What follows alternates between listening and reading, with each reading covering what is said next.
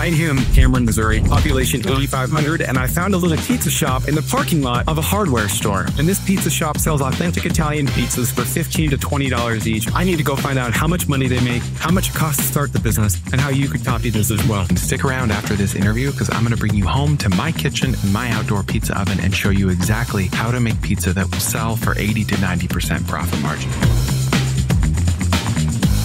So why don't you start by telling me who you are and what you do? My name's Clayton Bowman. This is my wife, Haley Bowman. We just started a small pizza business, just a small part of it so far. We basically just got sick of coming home every night and seeing each other long enough to say goodnight and go back to work. So we decided to create our own business. We're kind of both jacks of all trades, but one thing that really stuck out to both of us and we always have a good time doing is cooking and being in the kitchen. From there, it kind of just unraveled into pizza's our favorite food. It's something everybody can help with. We have 3 kids who all help out on the tent. Right now, we're doing a tent and we hope to work up to the truck that's sitting in our driveway. We got a 24-foot food truck that we're building right now. Also in the process. Good for you. Trying to custom build it. It needs quite a bit, but we're still working on it. Yeah. So that's the dream. And where did you learn how to make pizza like this? Self-taught. We started 2 years ago, and our first pizza was horrible. Terrible. It took time, and we slowly got better and better at it. And over some time, we perfected it. What is an average day like as far as volume is concerned in this parking lot? It's a little slower here. Whenever we're not doing events, this is just more like we're just trying to make a decent living. Here, we might serve 30 to 40 people in a day, just right That's here. like $500, right? If we do like 20 orders in a day, that's usually about $600 to $700. 20% is cost. Yeah. And that's what food costs. Yep. So then we probably have like another 15% on, all of our gas and all of our other stuff. So we're looking at, I would say at least roughly 60% profit is what nice. That's awesome. Off of it. And then what do you pay to be here? They have been nice enough to just let us come out. That's amazing. We just trade them for some lunch every now and then. Well, also, like, if you bring in people for pizza, they might say, I need some hardware. Yes. Yeah, exactly. So it's symbiotic. Promoting each other. That's the gist. Yeah. How do events normally go as far as volume or profits are concerned? Here's the thing. This is going to be our first event. Okay, wow. We did one for 4th of July. That one was a little bit smaller. This is a larger, hopefully, event. $1,000 is the goal. At least. That'd be cool. That'd be a dream. But we've made that here. Yes. There's been some nights we've made over 1,000 just sitting. Just sitting right here, Yeah. But, so your kids come help? They're usually here full time with us because we homeschool or we do alternative school. We basically just all travel together. So the goal is to work into your trailer, open a brick and mortar restaurant. What's the goal? Well, the goal is we definitely want to get into our food truck. It's already built. We just got to start putting all the appliances and the big wood fired oven in and all that stuff. Once we get that done, we do want to open up a brick and mortar. Well, that's mainly so that we don't have to deal with being in a commissary kitchen. Yeah. And then we can always have dough readily available. Not necessarily open up a brick and mortar to do pizza. We want to actually open up a brick and mortar to be a bakery and then run all of our dough out of the bakery. Okay. Because eventually we want to have multiple food trucks that we're running out of. That'd be amazing. Yep. They'll all be ran out of ours. This is 10-year, 15-year dream. But that's the goal for this place. Yeah, that's what we see when we look at it. If someone is watching this in another state and they say, I want to sell pizzas, what advice did you give them? What headaches could they avoid based on what you've learned? Take your time and start local and then work your way out to the state. Okay. And you don't got to buy brand new starting out. Yep. Get started.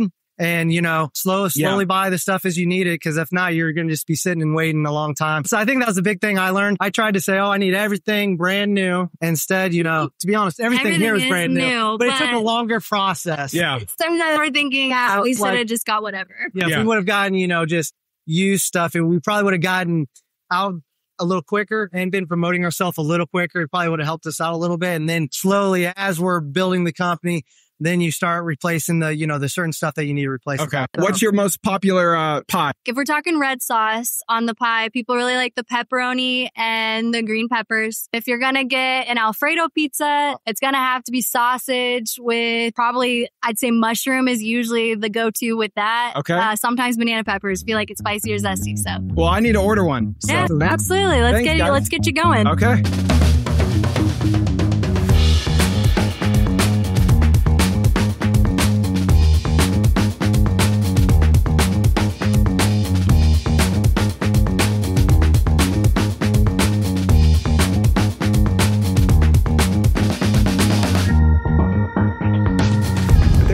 guy, I think he's called Doughboy. He's in the UK. He makes thousands of dollars a day with 2 of these in a little trailer in the UK. This guy in California, he works at 2 farmers markets every weekend. He's a full-time professor, and on the weekends, he's making $175,000 in net profit slanging pizzas on the weekend. All right, so I ended up with 8 200-gram dough balls. I've already eaten 1, so we're gonna start with number 2. You want to be sure that the entire dough ball is covered with this mixture. This is 50% 00 flour, 50% cornmeal.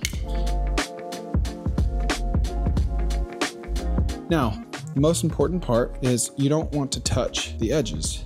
The reason that people use their fists to flatten it out is because you're basically letting the weight of the dough do all the work for you, right? So you're just gonna take your fingers and your fist and you're gonna kind of naturally stretch it out like that. Some people like to put it down here and press it outward. That's just not my style. You can see I'm being very careful to not pinch the outer edge because you want it to puff up. That's why you would never take a rolling pin to this bad boy. If you do end up pushing it out from the countertop, then you want there to be plenty of this flour cornmeal mixture.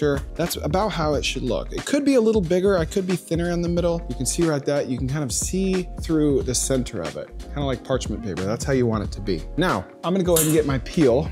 One of the trickier parts of this whole process is getting the thing on and off the peel. So when it comes time for me to put the sauce on it, I prefer to put it on the peel at that point. So we'll put it on there. You can see the crust is nicely elevated. You're usually putting less sauce on there. So that is just about right. And then I'm using this fresh mozzarella right here. So I'm gonna give it the old shake test. All right, cool. That tells me that when I put it in the oven, I'm gonna be okay. It's gonna come off all right. All right, so we're here on the Gosney, and this display will turn off every 20 minutes or so just to preserve battery. So we'll turn it back on. Look at the temp, 836, perfect. Anything over 800 is good enough for me. When it starts getting to 925, turn that sucker down. So if you get up in there, if you wanna look up in there, see how the flame comes across the top? It looks awesome. All right, so you wanna angle it down. You just wanna kinda jerk it. Perfect. So the pizza peel is cooking it from the bottom up, and then the flame at the top is cooking it from the top down. Now, I'm gonna get this little bad boy, and as soon as it starts to look a little too dark on the side closest to the flame, I'm gonna get in there, and you just kind of lift up one side, jerking it, you just kind of lift up a side, and then move it to the right or left. So we've got some really even browning in there. Oh yeah, that looks great. It cooks in about 60 to 90 seconds. And you see how it's puffing up on the edges? That's because I didn't pinch the edges. All right, now, there we go, look at that. So it's a little smaller than I'd like because I didn't quite get it as thin as the experts might, but let's bring it in and give it a taste. So this is a 65% hydration dough. 1 kilogram of flour, 65 grams of water, 25 grams of salt, 2 grams of yeast, little splash of olive oil. Mix it all up together, let it sit on the counter for an hour, cover it, put it in the fridge for 2 days, pull it out, split it into 8 sections, put it in your proofing box, and then about 2 hours later, it's warm, it's risen a little bit, and it's good to go. So we'll cut this one into fourths.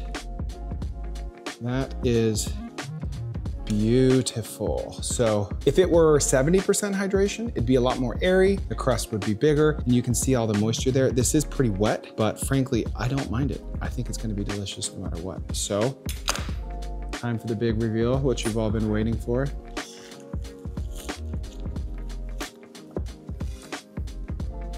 I forgot the basil, but my taste buds don't care. Go start a dang pizza business already. Your taste buds will thank you for it.